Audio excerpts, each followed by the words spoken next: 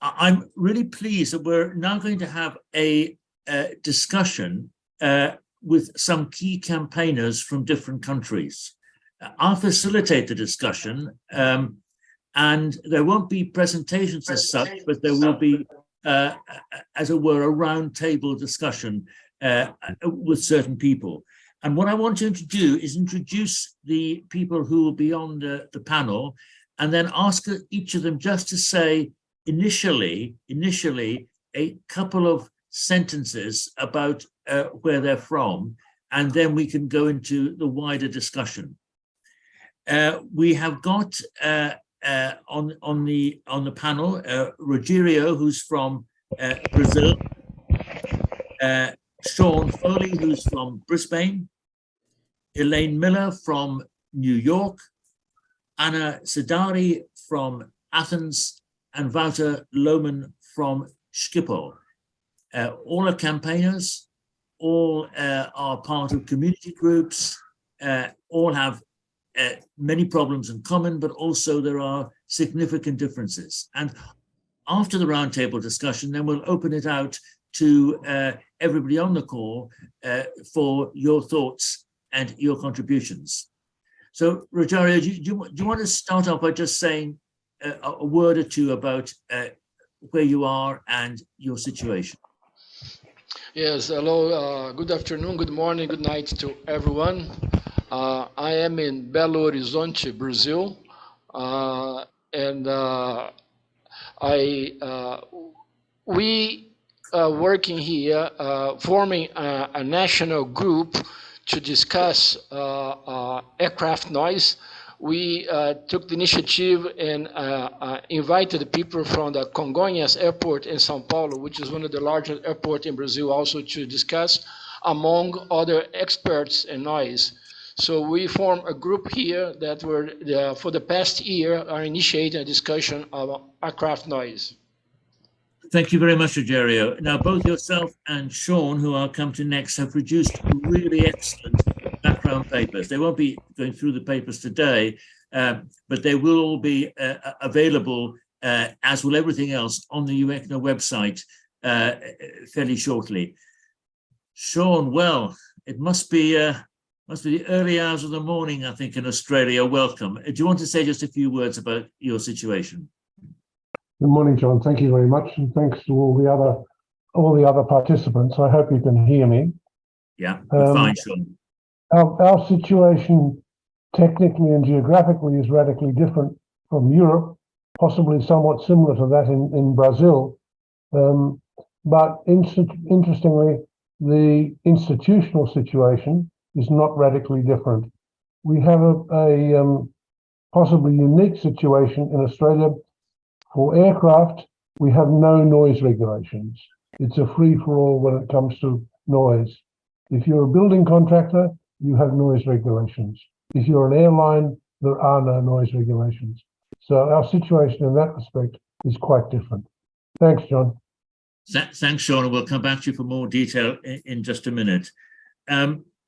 Elaine, welcome from New York. Welcome, and welcome back, actually, Elaine, because you did a great webinar for us earlier in the year. Just a few words of introduction, if you will. Well, thank you very much, John, and thank you for having me this morning and this evening.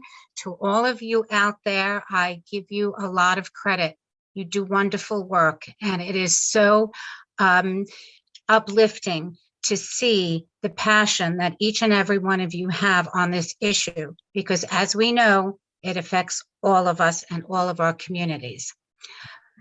I live in New York. I live specifically on Long Island, Nassau County. We are impacted by several airports, two of which are LaGuardia and JFK, which you know is an international airport. The island is not huge, so we don't have a lot of room. We are surrounded by water, but the new flight paths have impacted our communities since they're putting them over land much more than water. So the communities here on Long Island are seriously affected, and many of which have the flight paths over their home up to, it could be up to 2 weeks in a row. You know, they're just constantly being overflown. So without any cooperation or really negotiation with the FAA, what the communities have to raise the level of awareness. And now we are the foot soldiers on the ground, finding the truth of what is really happening to us. So I thank you all for your contributions to the studies that are shown to us, the studies that we're going to be doing here in America. New York is going to be doing a health impact study, thanks to Plain Sense, my group, which had pressed for a health study. So it is really us, the citizens, who are doing the majority of the work to get some justice done. So thank you very much, and I thank all of you very much. Great, Elaine, and we'll come back and hear a little bit more about that, I think, in just a minute or two. Anna from Athens, it's great to see you, Anna. Great to see you again. Do you want to just say a few words about Athens, and then we'll come back to your story in more detail in a minute? Okay. Hello, everyone. I have to speak very close to the phone because I have problems with my voice. I hope you can hear me, John. We can hear you. We can only see the top of your head, but... yes, because I must speak very close to the microphone. Okay, no problem. Okay. I am representing the group, the Association Environmental Harmony, and we are trying to... Eles estão com uma reunião no mundo todo, na Grécia, em Nova York, na Austrália. I can hear the translation also, so maybe there is a problem. And no, I think we need to... Okay, I think it's better.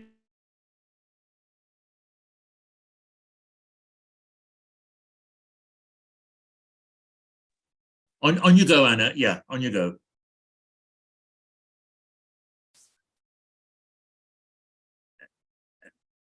Anna, can you hear us? I think I have problems with the internet. Okay, there are small interruptions, but right now it's all fixed again. I hope later it will be better. Okay, and we'll come back to you for your, which is a very interesting story in just a minute.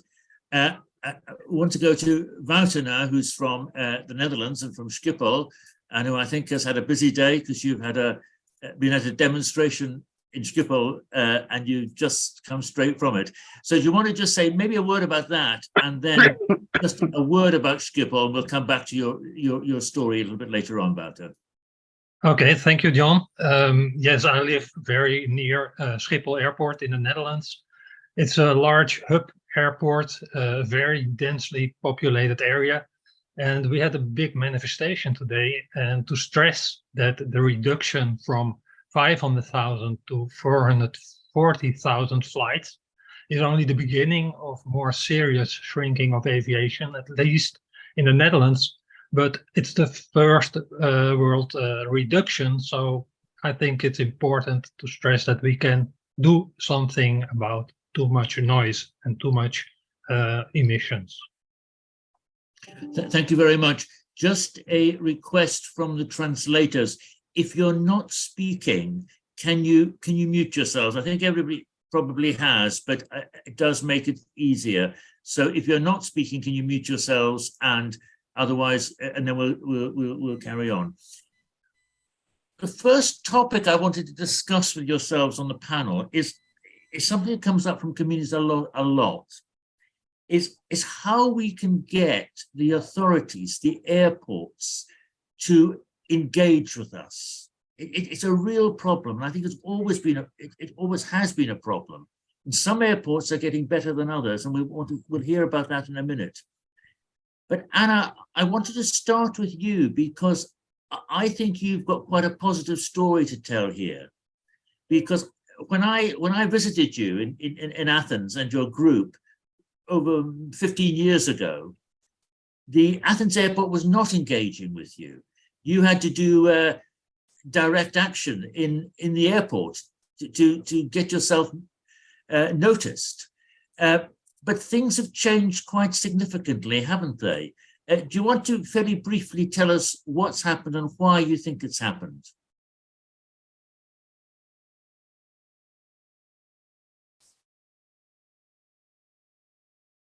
I'm not sure if Anna's heard. Anna, did you hear me? Yeah, I can hear you now. There was a little pause, but I can hear you. Okay, did you hear what I was saying? That when we saw each other about 15 years ago, Athens Airport wasn't talking with you. You had to take really some quite firm action to get them to talk. But things have moved on quite positively. Do you want to say briefly a little bit about that? Yes, very briefly, because I'm losing you from time to time. When we wanted to ask something from the airport administration or the Greek authorities, we were camping literally outside the ministries or every Friday in the airport terminal for years. But our cause was very strong, and people were joining, more and more people, as they can see that we are trying for the best for our city. People were coming with us. Now we collaborate officially with the local authorities and have official support from specialists. We are now in the stage of the new study for the noise, and we are participating. This is a real dream for us.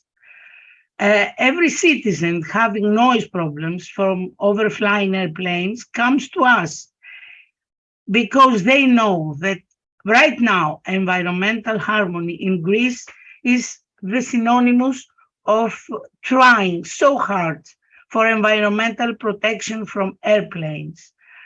But we have a long way to go. Right. Anna's cut out for a second, but you can get the gist of the story that there have been significant improvements, and I think there's been fewer planes going over most of the homes in the area. But it took a long time. Anna, can you hear me again? No. A drama. Yeah. Okay.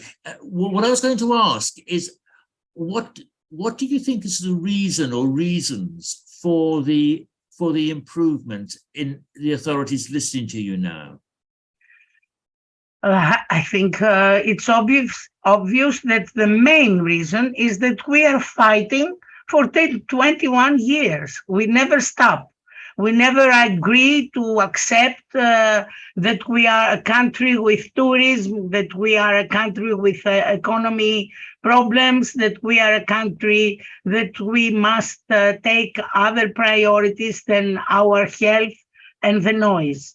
But we were so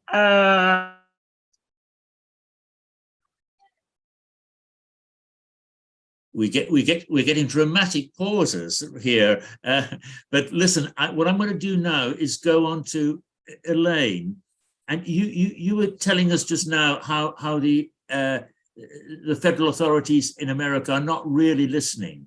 Like the houses with everything closed. Okay, thank you very much, Anna. That was great stuff. Elaine, does what Anna was saying give you hope that the authorities might start listening to you in New York?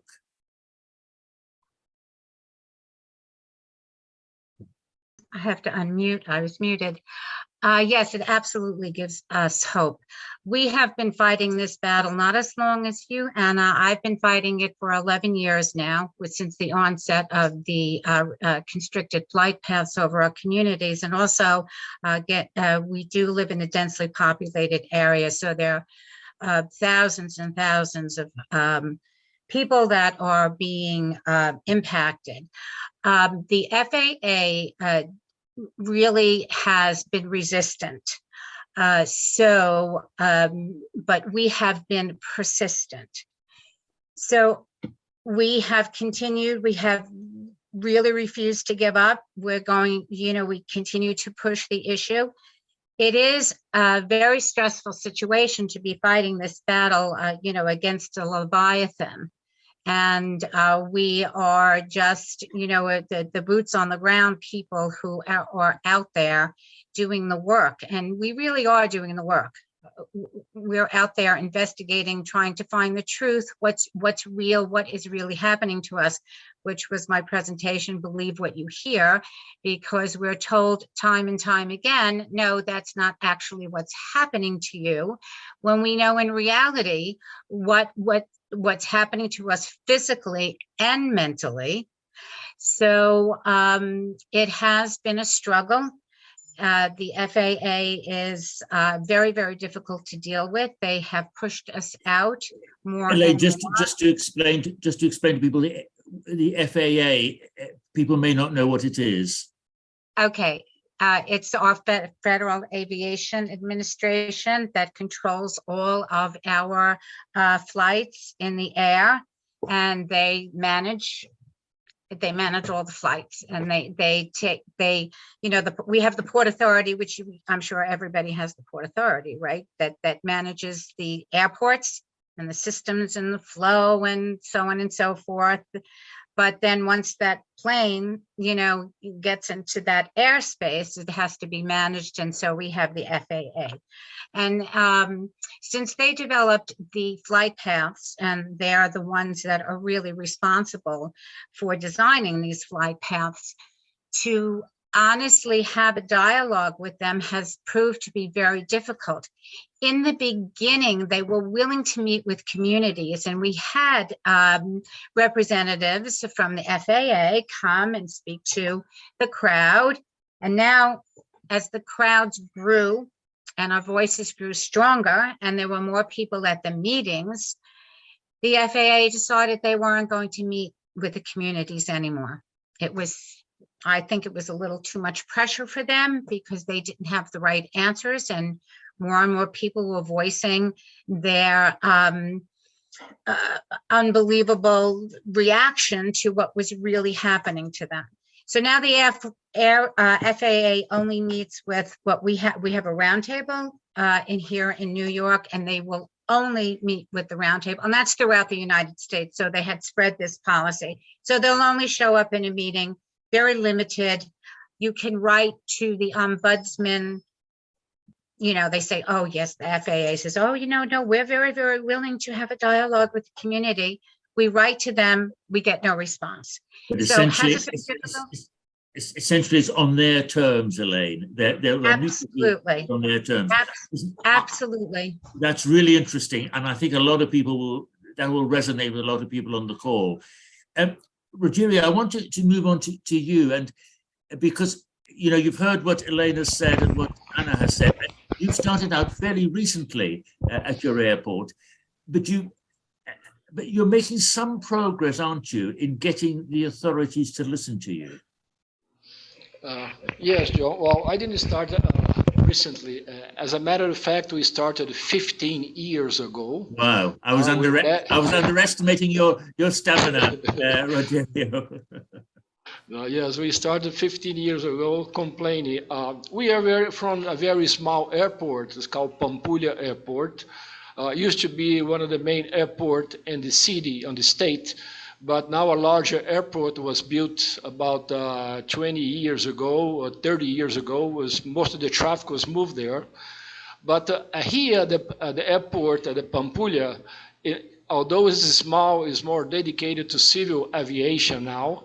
But we have an airport which is a stretch airport. It's it has a 2,500 kilometers runway, and from to the limit, to the neighborhood, to the main runway is just about 300 meters. So the airport is totally 600 meters from side to side. And we have hangars with helicopters and executive taxis and aircraft maintenance just about 50 to 100 meters from our homes. And the airport is a valley, is below the community. So I say that we are here like an arena, and a stadium. We listen from the camarote, from from the airport noise from above. So we get all that spectacular show of noise. So we've been complaining about the airport for the past 15 years. And one main problem is that the airport used to be run by the federal government. There is, until recently, the federal government ran all the airports in Brazil. And about 10 years ago, it started privatizing the airports. Our airport here was just recent privatized. It was early this year, which now is being run by a private enterprise. So before, we were complaining, and the noise limit here in Brazil is 65, as pointed before, which we think is a very high level. And Brazilian legislation usually follows the American legislation, the FAA, which I believe is also 65 in the US, and use most of the procedures from FAA. When we're complaining, nobody heard, nobody want to respond to us, or if they respond, it was just blah, blah, blah response that really didn't address our complaints. We even went to the federal prosecution office and to try to intermediate, and airport authorities refused to talk to us. So this was the problem before, and this is very stressful, as everybody here can understand. But there was some hope that is happening. I pointed to two aspects that's happening, or three, I can say. One is that legislation, we are ruled by a specific legislation on noise on aircraft. It's called RBAC 1161. And this legislation says that our airport has to make the noise maps, the contours, and they have to set up a committee on airport noise to discuss with airport operators, airport airlines, and communities. As a matter of fact, the communities were now involved by a reform that they did in this law in 2021, which now is they are mandated to call the communities to meet. So we're using this new legislation which favor us to press the airport to meet us. So just that we got to the last year of the Federal Aviation Company operating, and of course they didn't want to listen, but now the new company that took over, we've been pressing them, and now we're going to have, as a matter of fact, we're going to have our first community meeting with the airport operator next week on November 9th to discuss the issues that are affecting the community.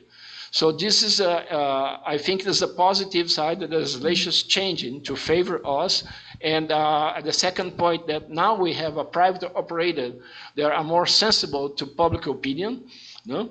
And so we're moving forward, and we hope to have make progress on this regard.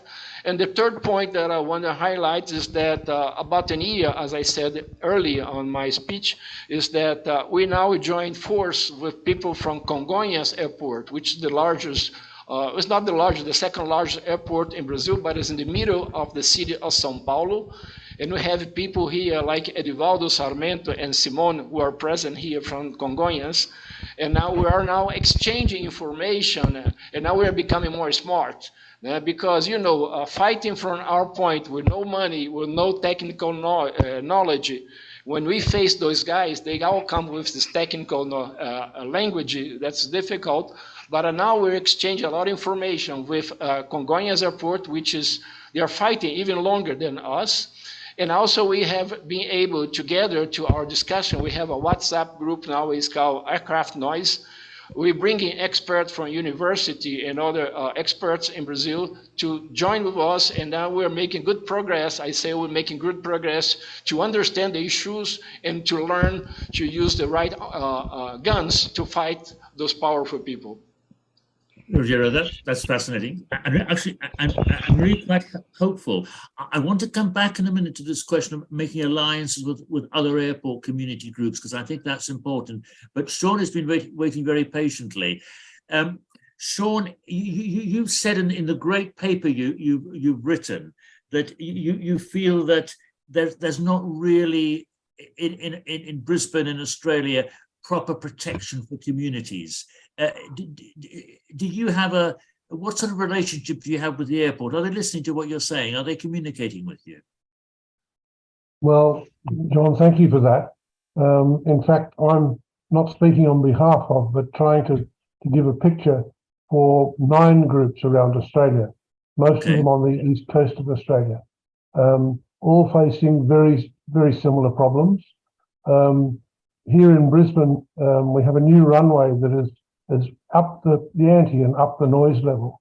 And there is a certain irony here because the airport is basically run by Royal Schiphol, or Schiphol as it's sometimes called.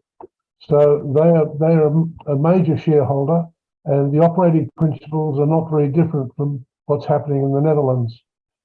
In contrast to Europe, in contrast to Brazil, we have no noise regulations, as I mentioned earlier, for aircraft. And there is an informal belief on the part of the airport, airlines at least, that 70 dBA is an internal noise level that should be acceptable. Of course, this is a long way away from the levels that are now recommended for Europe and well above the recommendations for North America. We think that the system is rotten from top to bottom. And as I said in my paper, it's a world-class example of regulatory capture. And unfortunately in Australia, there's a great deal of that. It's been going on for many years. There has been a change in government only 6 months ago.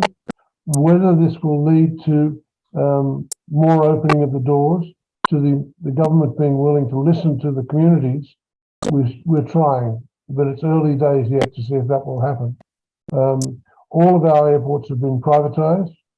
One of the largest airports, Sydney Airport, in fact, years ago, over 20 years ago, 25 years ago, managed to get a cap on aircraft movements, a curfew, and control the number of aircraft movements per hour.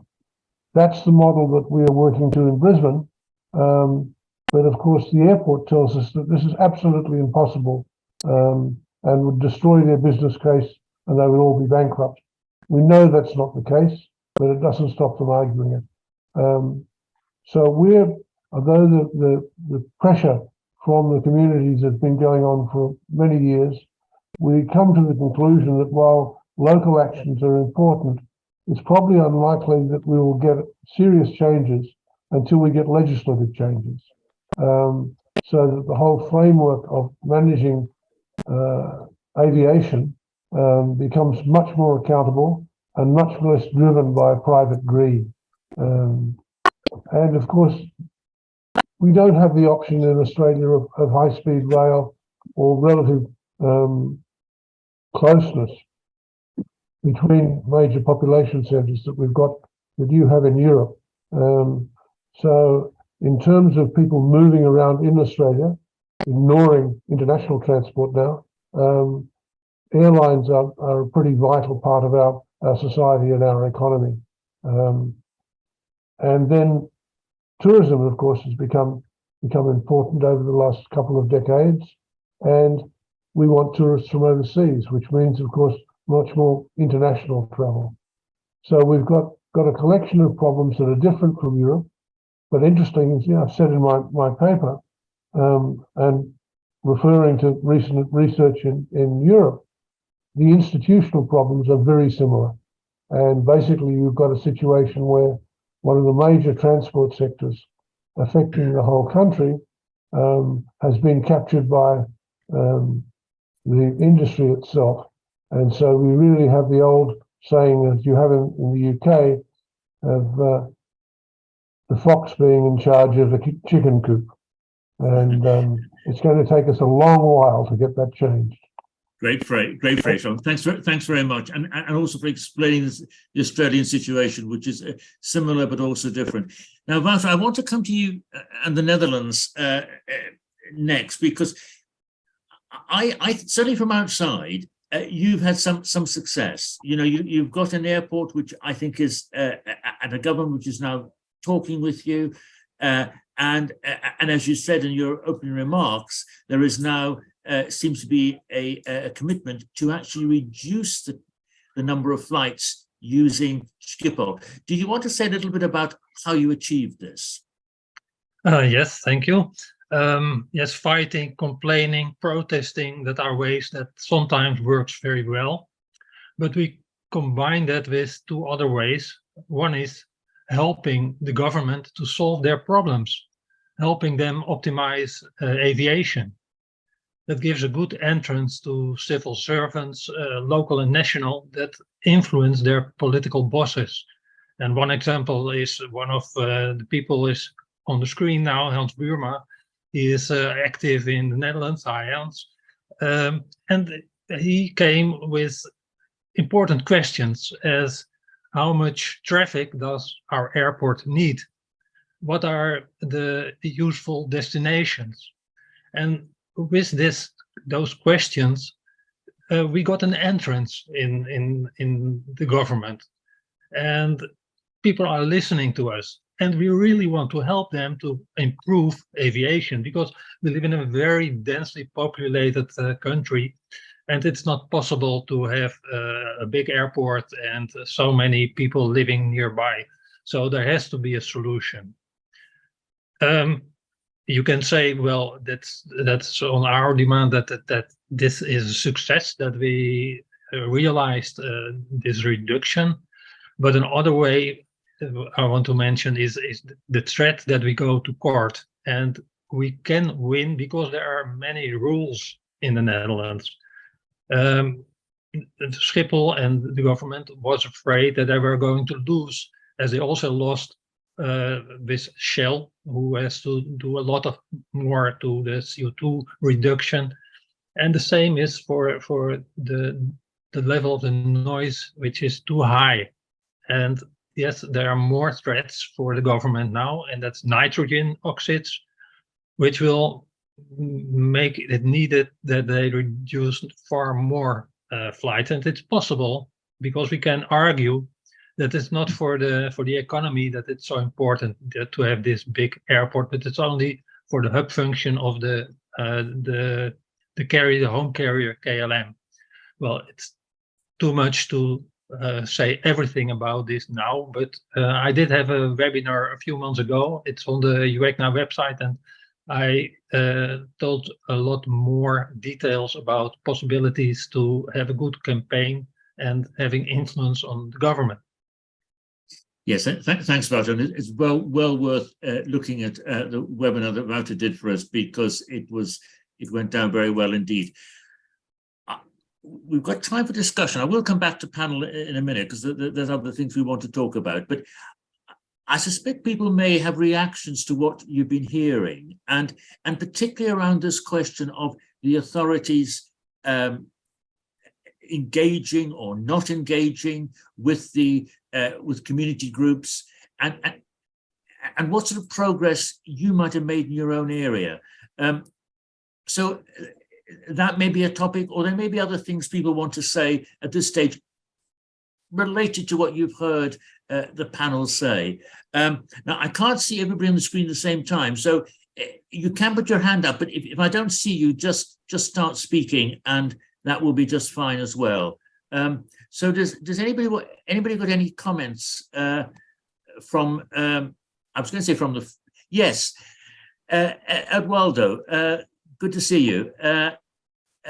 If you unmute yourself, we can take your comments.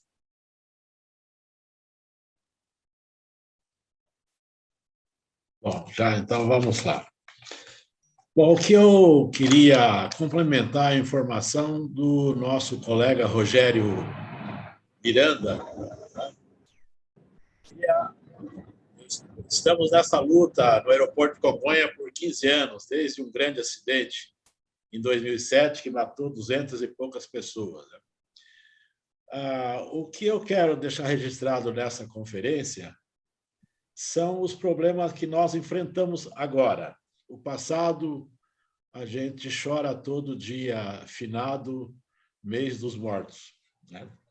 As autoridades brasileiras sempre empurram para os futuros motores elétricos.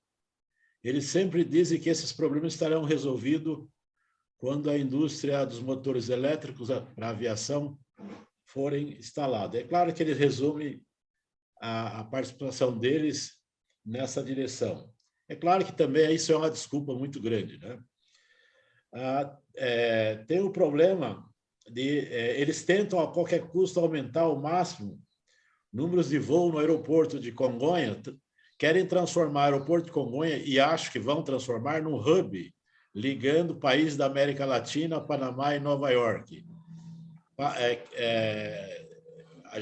Nós verificamos que a questão do acidente aéreo deve aumentar e muito, além do ruído aeronáutico e da fuligem de querosene, né? A força das empresas aéreas é muito grande e o lobby em cima dos agentes de controle muito acentuado. Nós já fomos em todas as instâncias da Justiça Federal e temos tido sempre deixado de lado, não estão sendo considerados esses problemas que nós colocamos. A Justiça nos vê falando sobre coisas do futuro, e como todo mundo sabe, no Brasil, o direito de se discutir a precaução é bastante limitado. Aqui, se você tiver prestes a ser assaltado e ligar para a polícia só vem depois que você for assaltado, certo? Antes não há nenhum problema. Então, eu queria deixar essas colocações para os colegas, para ver qual é o nosso momento e os riscos iminentes no aeroporto de Congonhas. Essa aliança que o Rogério fala do aeroporto da Pampulha, nós vamos ampliar, nós temos grandes aeroportos em outros estados brasileiros e o próprio aeroporto de Cumbica, na região metropolitana de São Paulo. A nossa união com os acadêmicos também, nós vamos ampliar, de forma que não dá para enfrentar as autoridades reclamando só das consequências. Eles nos engolem, você entendeu? Então, esse é o trabalho. Eu queria agradecer ao Rogério por nos representar tão bem nesse meeting. Obrigado a todos.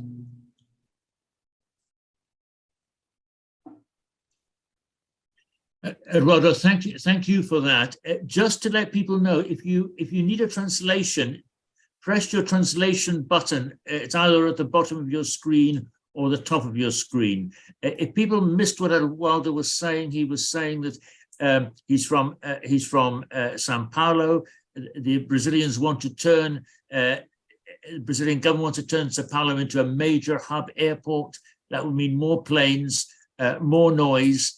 And he's saying it's very difficult for one airport to fight that, but the alliance of working with other airports is proving very important. And just before I see Dominique's hand, but just before I bring Dominique in, I think it's probably, I think I would like to say that when we were fighting airports in the UK, and when we still are fighting airports in the UK, what has been very powerful is working together with other airports. It goes back almost 20 years. We formed an alliance and the airports came together, and as well as Eduardo was saying, shared our experiences, shared our research, and actually therefore put joint pressure on the government. I know in some other countries the same thing is happening, particularly in Germany. There's a strong alliance of the community groups and probably elsewhere as well. But Dominique, I think your hand is up. Yes, John, thank you. And I was going to make a comment on or ask a question on a different subject, but you are right. I mean, sharing our experience is important because we learn from each other's. And in fact, I had a question for Sean. Sean, in Australia, I met very recently in Montreal at an ICAO meeting. I met Tim Gill or Jill, I don't know. Do you know him? He was recently appointed, less than 2 years ago, recently appointed to liaise with communities. And I don't know if there was anyone before him, but he's in charge of community engagement in Australia. and he's working at different airports. I think Brisbane is within his jurisdiction. Have you met him? Have you spoken to him? And does it help or not? Dominic, thank you. But what is the name of this person? I didn't catch it.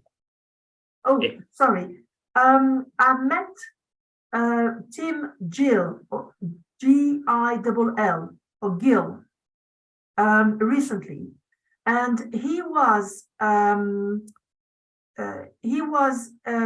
appointed less than 2 years ago as in charge of community relations, relation with the communities, community engagement. And I think Brisbane, where you live, is one of his, the airport in his jurisdiction. I wondered if you managed to speak with him. He's appointed by the government. I think his job is recent. I'm not sure there was anyone before for the job in Australia. And I wondered if it changed anything, if you spoke to him, if you met him, or if it would be useful to meet with him. Dominic, thank you. This is someone that I have never heard of, so you know more than I do, which is not difficult. It's a real problem, and other people have expressed this issue before in Europe, of getting the government to actually talk to you. There is what we call an aircraft noise ombudsman, but he works for the organization that's the equivalent of the FAA in America, and it's funded by them. And what he can do is limited, his funds are limited and so on, as is his staff. And he made recently a very strong report about what was happening in Brisbane, which was simply dismissed by the government and by the airport. So if you've got some contact details for Tim Gill, please pass them on to me. Basically, it's very difficult, as we say, to get through the door to talk to the government. We have a new government in power after 10 years of a very conservative and ethically corrupt government. So we're hoping for some progress, and quite a lot of Greens got elected to our Senate at the federal level, and hopefully they will make some difference. But if you know how I can find Tim Gill, please let me know.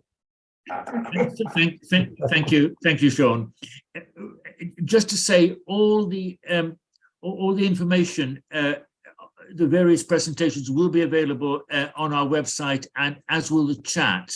The chat will be. We'll save the chat, and it'll become available within the next few days. It may not happen quite immediately, but within the next few days. I've got two hands up. I'm going to come to Colin first, and then to Elaine. And Joss, did you put a hand up then? Yes, I can come after that. I can come after. You can come after. Okay. You put a real hand up, Joss, not any not any of these pretend hands. Okay. Colin, do you want to come in and just a quick word of introduction, if you will? Yes, thank you. Sorry, there's no video. My broadband isn't broad enough for video. So Colin Shearn, I coordinate the Farnborough Noise Group. Farnborough is Europe's largest private jet airport in the southeast of the UK. And we've just experienced a change in airspace, which has resulted in the area going from about 5 aircraft a day overflying to more than 100 a day. So the question I have is, most people who are experiencing aircraft noise are living in populated areas, and it affects a very large number of people. But one of the unforeseen consequences of the airspace change here is to direct aircraft over rural areas. And our rural areas are national parks and areas of outstanding natural beauty. So it's a bit like jumping on a balloon, I guess, that, when groups try and push aircraft away from high population areas, it ends up impacting areas that we're trying to protect the environment of. So is that an issue that is coming up in other countries? or is it just that numerically there is such a small number of people impacted it doesn't get any airtime? It's a good question. I'll come to you in a minute, Elaine, because but that's a good question, Colin, because inevitably, when there's a lot of people around a particular airport, there's going to be larger protests. But I do know, from the UK and I think from other countries as well, that some of the smaller airports do lose out. I think these days, people, I think most pressure groups don't advocate for aircraft to go elsewhere, but sometimes almost but sometimes it happens. If there's a lot of pressure around one airport, the authorities might go elsewhere. Anybody, before I come, I see the hands, but anybody got any comments on that particular point that Colin raised? We may come back to it, Colin, because I think it's a useful one. Right. Yes, Elaine next, and then we'll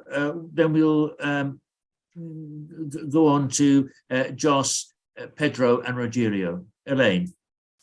Thank you so much, John. I just wanted to make this point, which was brought up in the presentation, and I think that you had mentioned it.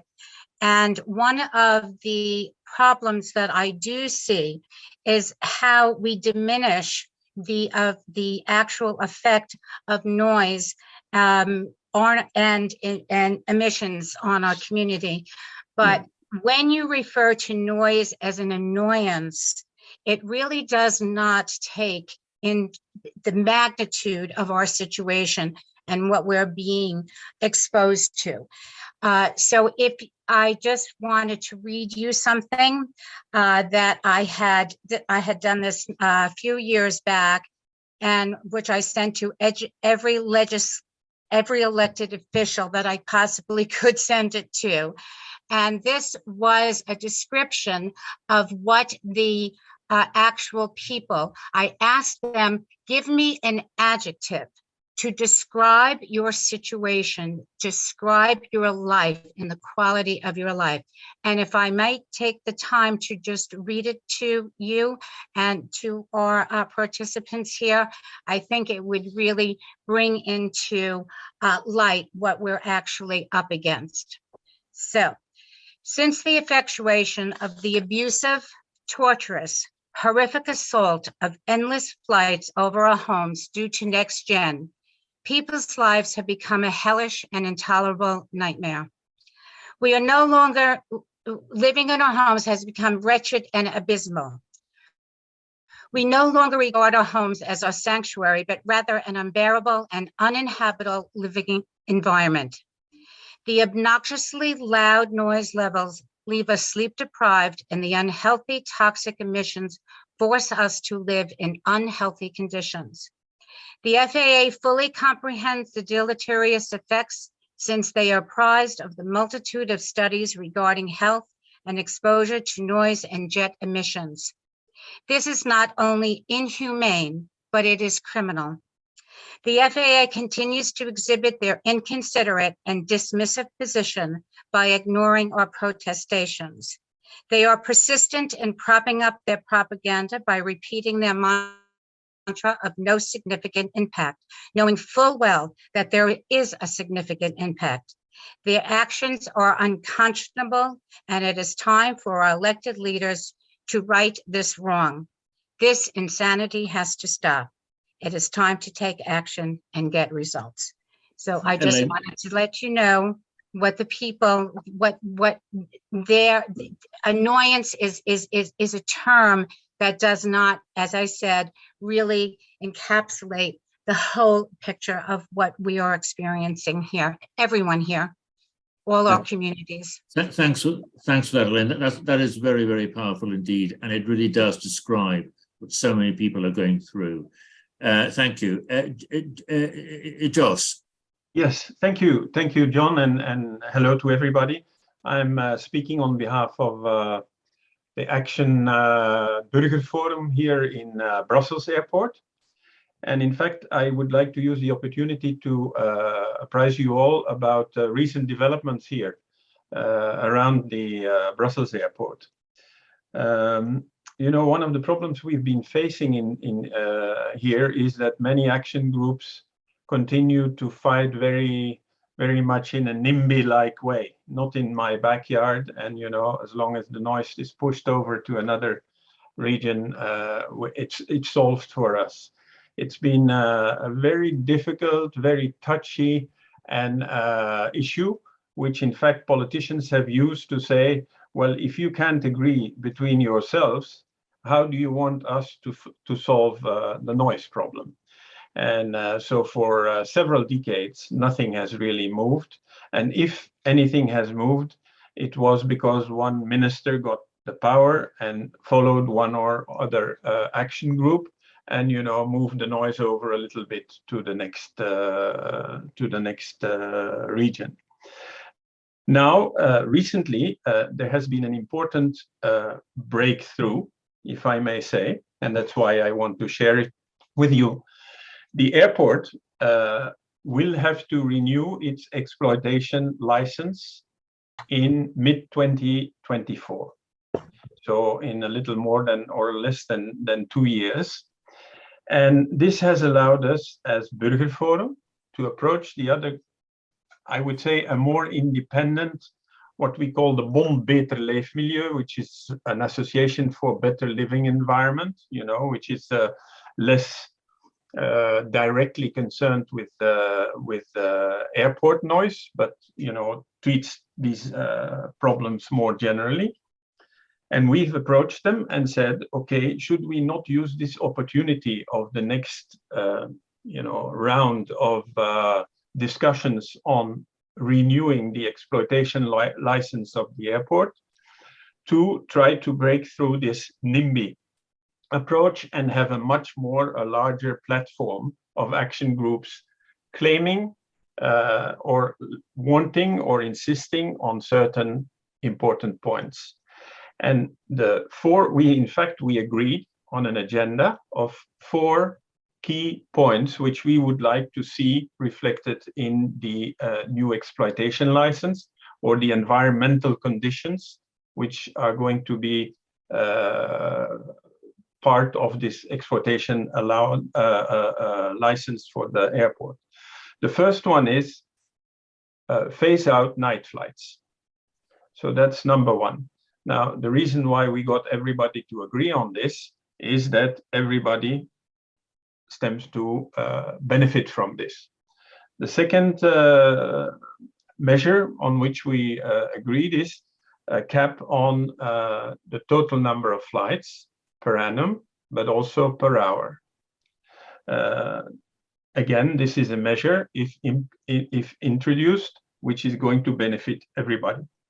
The third one is introduce a low emission zone in the air, because we have more and more now low emission zones in and around cities. Why should we not introduce the low emission concept and condition in the air, so that we can move to, I would say, less noisy and even less or airplanes which have less CO2 impact that are allowed to land and depart from the airport. And fourth, introduce noise and frequency norms in the license, in the exploitation license, so that you also cap it on that. And those 4 have been now, we've rolled out, we've launched the campaign. It's called Wij liggen er wakker van, which means, you know, this keeps us awake at night. This is bothering us, you know, in a way that it keeps us awake at night. And so it also has a provision for signing, you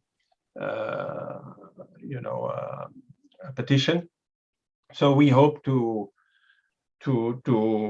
I would say, build up an alliance across all the you know, action groups around the airport, which were previously fighting against each other because they were fighting very much NIMBY around these four around these four measures. So what the result will be and in how much this will influence the government in the end in improving and having a more strict exploitation license for the airport, that remains to be seen. That's what I wanted to share with the group. Josh, thank you so much for doing that. I mean, I really like what you said. I mean, what you're doing is finding areas of common ground where everybody can agree, and they're all positive. You're coming up with positive solutions. They're quite radical solutions, but they're positive solutions. And I think it's something that certainly could well have, even if you get half of what you're asking for, you're moving things in the right direction. It's something I want to come back to at the end of this discussion about what asks we can make, what positive things we can do, because I think what you're doing is you're setting the agenda. You're not simply responding to the airport, but you're saying these are the positive things that we can do. And certainly when I was at Heathrow, the more we could set the agenda and put the airport on the defensive, get them to answer our questions rather than us always answering their questions. A, we feel a lot better, and B, we do put them on under more pressure. Pedro and then Rogerio. Hello, everyone. Can you hear Pedro, me? Hi. Hi, everyone.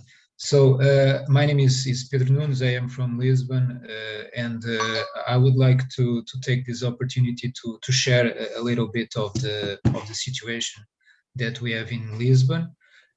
We have in Lisbon a big airport, which is I believe within the busiest 15 airports within the European Union. We have about we have more than 30 million passengers per year in this airport, which is an international hub. We have about 220,000 flights per year in the airport, and this airport it is located within the city, within Lisbon, the council of Lisbon. It is about, I believe, 200 or 300 meters from the track, the planes where the planes land. It is located about 200 meters from a psychiatric hospital, and it is the airport. It is in terms of the population that lives nearby within a radius of 5 kilometers. We are by far the worst airports in Europe. Within 5 kilometers radio and within 10 kilometers radius. And so the situation at the moment that we have is very much because Lisbon is a hot place at the moment in terms of tourist attraction, and the traffic, the air traffic, it grew from 2013 up to the moment more than 50%. We have a night curfew. This night curfew, the schedule is from midnight until 6 o'clock. But it is only a partial night curfew because it allows 26 movements during each night, or about 90 movements per week. But systematically, this night curfew is violated. Sometimes the numbers are the double, which particularly during the summer.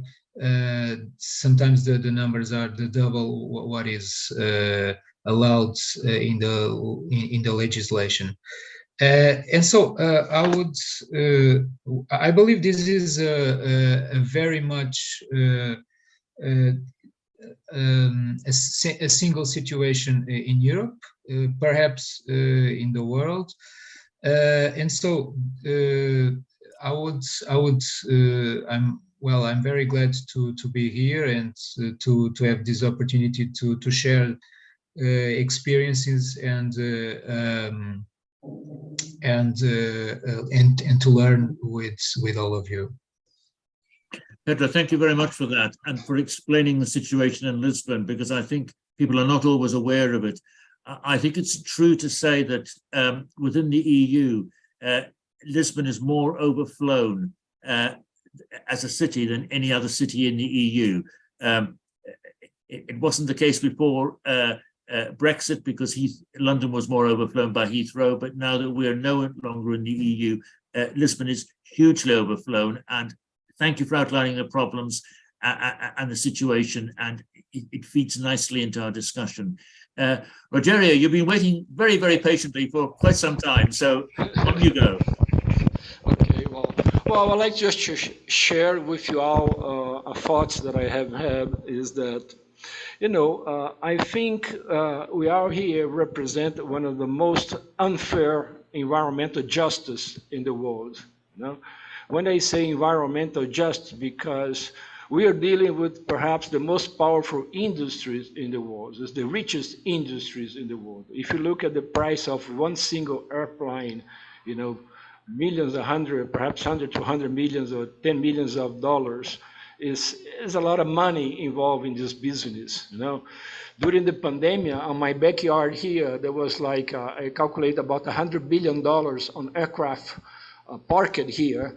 And so if you look on airplanes, airports around the world, perhaps it's the richest area of any city, because so much wealth is there, so much money is invested there.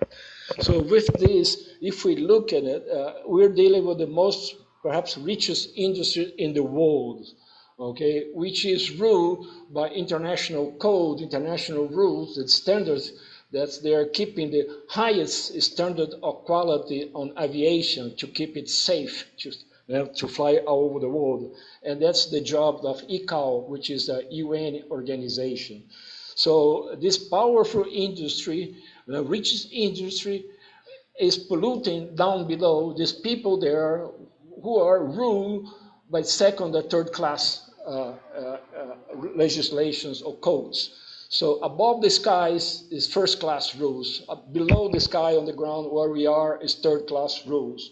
So it's very unfair, because we're talking with people who got a lot of money on their hands, and they don't want to do, they want to do nothing or minimum for those affected on the ground. So this is a very disappointed and very frustrated. And if there is ICAO, if ICAO makes the international rules to make it a high standard and safe, why ICAO doesn't have funds or a branch to address those people affected by this industry? Dominique mentioned before there is a community engagement, but we have to go beyond this. ICAO must put money to those communities for us to work, to us to organize, to us to understand what affected us, because it's so little we are asking in terms of resources in response to what they got moving this industry around. This is really unfair. So what I wanted to share and leave as a message here is that we have to force ICAO to set up branch with money and resource to finance us to do our work to protect ourselves against those powerful people. And I say that because I do work also with one of the unfair situations in the world, because I work with wood stoves, cook stoves for the poor. As you know now, about 1/3 of the human people cooks with traditional biomass stove, and that's what I do. That's my work. And I also work at the World Bank in Washington for about 4 years as an expert on cook stoves. And it was so hard to get money to finance studies to help the poor, because those are disadvantaged people, or the poorest people of the world. And the ministers of energy, they don't invest as much money on cook stove and biomass than they spend electricity and hydrocarbons. And that was the big fight. And I was on the bank, and I saw there was, although the World Bank is institutional, a UN institution to give money, to lend money to people, they always have some funds, you know, that they could donate, that they could grant to disadvantaged people. They have funds for some forest somewhere in Africa. They have a special fund for tigers in Asia, you know. So if there are funds within the UN framework to help the disadvantaged, why there is no money within ICAO to help us, the disadvantaged people, you know? So what I want to say is that, you know, we are dealing with very powerful people. There are a lot of money there, and the UN, you know, as a United Nations organization, they should have funds specifically to help us to fight this battle, to not fight, to protect ourselves against this unfair situation. So that's what I want to share with you. That's from what I saw at the working at the UN organization. I mean, it's very possible to set up funds to disadvantaged people like us. Rogério, thank you so much for that. That's really interesting stuff, and I want to come back to that when I sum this session up. There's two more hands up, and then I think we'll make that the last two in this session. There'll be plenty of time for discussion in the afternoon as well. So let's have two more comments, and then I want to do a summary of this session and see how we can move things forward. Now, I'm sorry if I mispronounced your name, but it may be Acacio.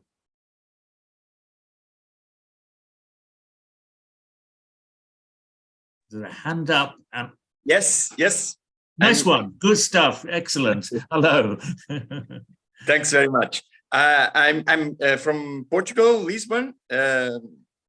Good afternoon for everyone.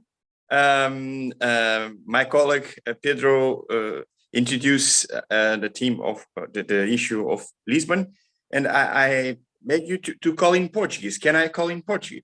Speak in Portuguese? Sorry. Yes, I think you can. I think you can speak in Portuguese. Yes, because we've got a translator. Yes. So okay. For me, it's better.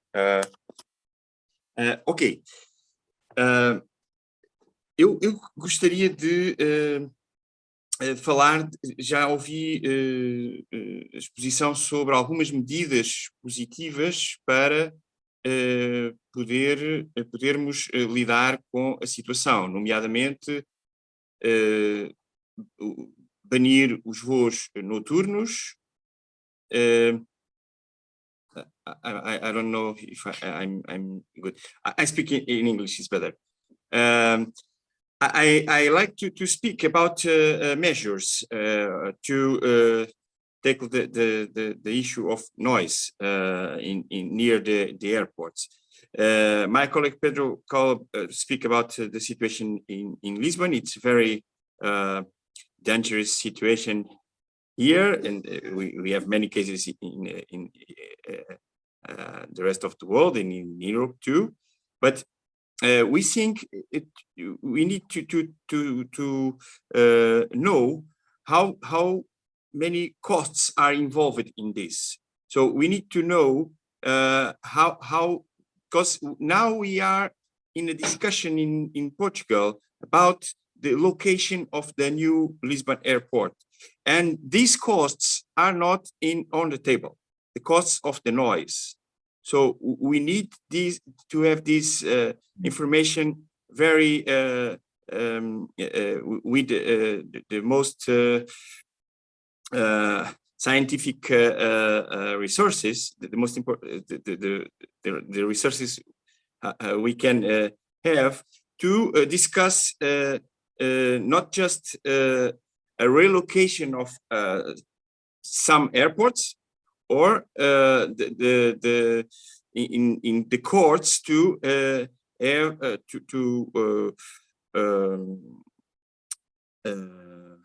vou dizer em português talvez to you can speak in Portuguese. You can speak in Portuguese. I think the okay. Interpreters are ready, Acacio. Ok, pedir indemnização em tribunal, para pedirmos uma indemnização, dinheiro, compensações em tribunal, precisamos de saber os custos que os residentes têm que suportar quando estão sujeitos a volumes de tráfego tão intensos como hoje é o caso em muitos aeroportos. E era isto que eu queria dizer. Thanks for all.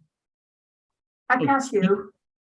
Thank you very much. This is very interesting. Sorry, John, because it is called externalities, and That's it. And the studies on the economic impacts of airports never include external cost externalities. We'll call externalities, and in fact, you are right. We need to take into account these costs. They've been evaluated in France at about 6 billion a year for aircraft noise.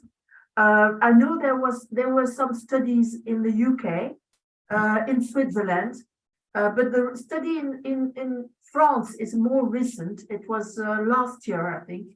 So it's in July last year. So it's quite recent. And the cost of noise in France was 141 billion a year, and 6 billion for air transport.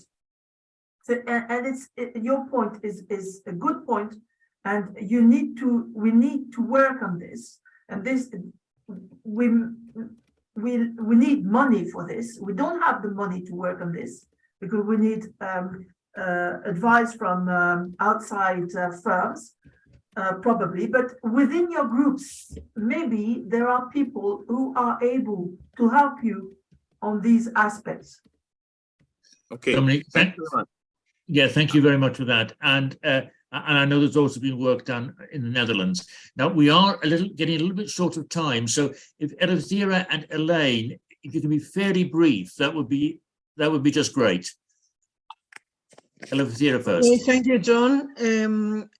I don't really anticipate an answer, but it is a question to all of you for thinking. Many of you are well-known members of your citizens groups against the aircraft noise that even cooperate with authorities. Has any of these authorities ever came to you for help to build up or to run a health study in your affected communities? Isn't it strange? Because I think not many have this this action. Good question, Elvira. Elaine. Thank you very much. And to your answer, yes, Plain Sense for Long Island Fort worked with our state representative assembly to get a health study done. It should be done by 2024. It is to study the impact of the two major airlines, but it was the community, our organization, Plain Sense for Long Island, working with a legislator who was willing to put in the work. We had to go into get a budget, and which was given to us to do the study. And number two, just to get back to the statement, recently in the United States, I think it was the University of Maryland. I will put the link online later on. I just have to get the link for you. They just completed a study, Professor Zachariah, I think his last name is, and the health impacts, the cost of the health impact on the people who are living under the flight paths. So there is a number that is attached to the cost of what of health to what they're doing, you know, to the communities and the diseases that are developing and so on and so forth. So we're matching up the actual cost of the to society as far as the health impacts. Thanks, Elaine. And I know a lot of work and I know a lot of work has been done in the States on this. So those links would be really helpful because other people could use them. Armel, I didn't see your real hand, so apologies. On you go. Oh, thank you. I just wanted to reply actually about health. I mean, I've been living near Heathrow Airport for 54 years. Heathrow regained, unfortunately, his title of busiest airport in Europe this summer, although they were capped. And I have been asking since 2006 to have a health impact assessment, you know, involving the communities around Heathrow Airport. We have been fighting expansion for 29 years, so I think I've beaten probably most of you. Heathrow has got actually 480,000 flight cap when, you know, before 2019 or up to 2019. And they actually refuse, not only the airport collude with all the different government, and we've had 3 in the last few months, but you know, it's been going on for years. The government and the airport collude and refuse to do health impact assessment because the cost would show that it is so high in health that it would actually destroy the economic case for the aviation industry. I also wanted to say regarding engagement that we had on the 20th of October, a very important meeting with the chief executive of Heathrow and 3 new independent chairs and of 3 different groups you know, within the airport, including the communities. But whilst they are actually very happy to talk to us, they don't listen and we are not getting anywhere. So, you know, we are really trying very hard now with those independent chairs to see whether Heathrow is going to change. But Heathrow is still dealing with us in the same way, although we've had independent chairs for over 6 months. So health, they don't want to talk about it because it is too costly. And engagement is only as good as not only they listen, but we have positive engagement, and that is true we don't. Thank you very much, John. Thank you to everybody. Thank you very much, Armel, and good you could join us. I think there were a few technical problems to start with, but great to see you here. Thank you for your help. That's all right. Me helping with technical problems, that's a first, but there we go. Right, listen, we're going to take a break in just a couple of minutes, but I want to sum up this session because I think it's been really useful, and both from the panel speakers and from everybody else brought up really some excellent suggestions, positive suggestions. Now, what we're going to do as UECNA is we'll send around a special newsletter. It won't be probably next week, but within the next couple of weeks, where we want to highlight some of the areas that people have raised and make suggestions of how we can all work together in those particular areas. Now, there may be more than I'm going to suggest right now, but out of that discussion, I think there were key areas which emerged. And I'll just go through them in the next minute or so.